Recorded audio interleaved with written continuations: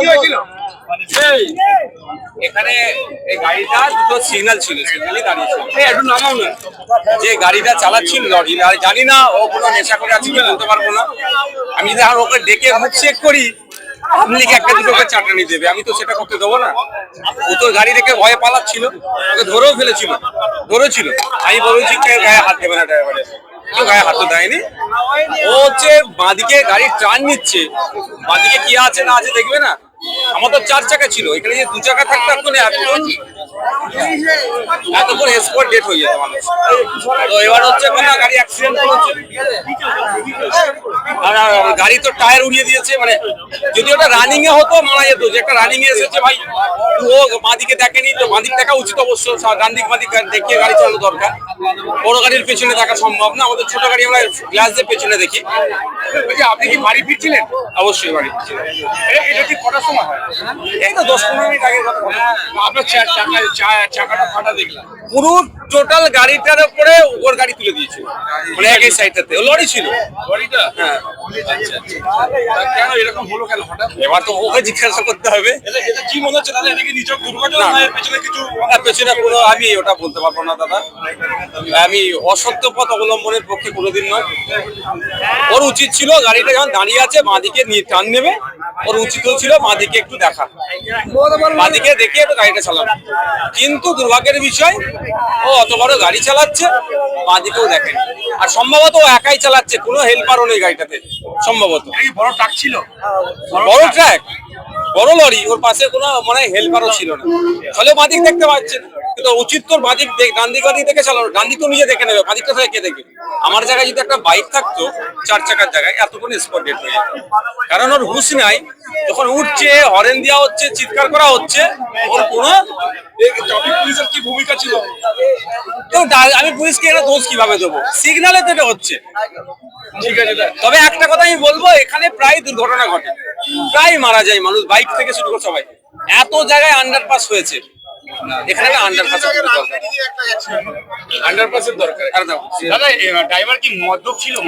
আমি তাকে দেখে জিজ্ঞাসা করিনি, ডোমজুর থানার আইসি স্যারের সাথে কথা হলো মাত্র। আমি বললাম অন্তত ওকে আগে চেক করুন, ও আপনার মদ্যপান করে আছে নাকি। যদি মদ্যপান করে চালাই, যে তারা দিয়ে যায় সেটা দেবে না।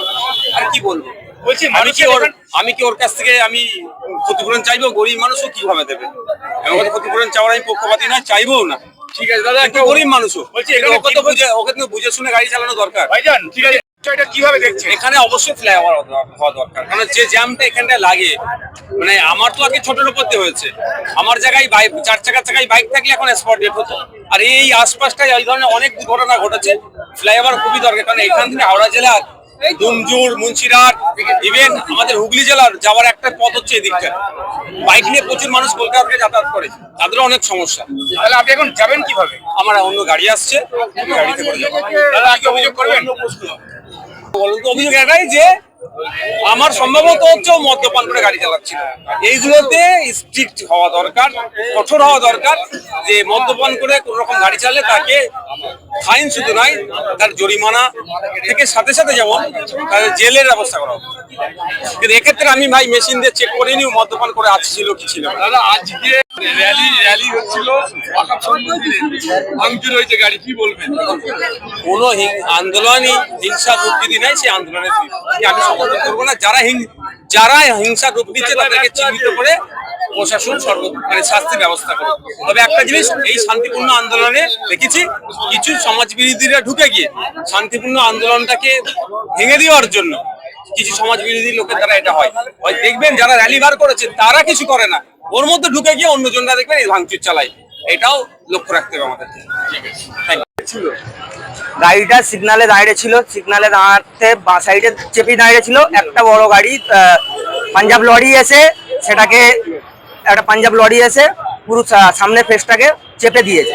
হয়তো আমরা এটাই আশঙ্কা করছি যে সংখ্যালঘু মুখ হিসাবে নওশাদ সিদ্দিকী বারবার বিধানসভার মধ্যে যে অত্যাচার মানে প্রতিবাদ করছে, তার হয়তো পরিকল্পনা করে হয়তো এটা হতে পারে, যে শাসক দলের পরিকল্পনা হতে পারে যে এইভাবে বারবার আগ করে। এর আগেও আমরা দেখেছি গড়পা পোলেও এই একটা একই কেস ঘটেছিল, তা আমরা আশঙ্কা করছি যদি দোষী এইভাবে কিছু হয়ে থাকে কঠোর থেকে কঠোরতম শাস্তির আবেদন করছি।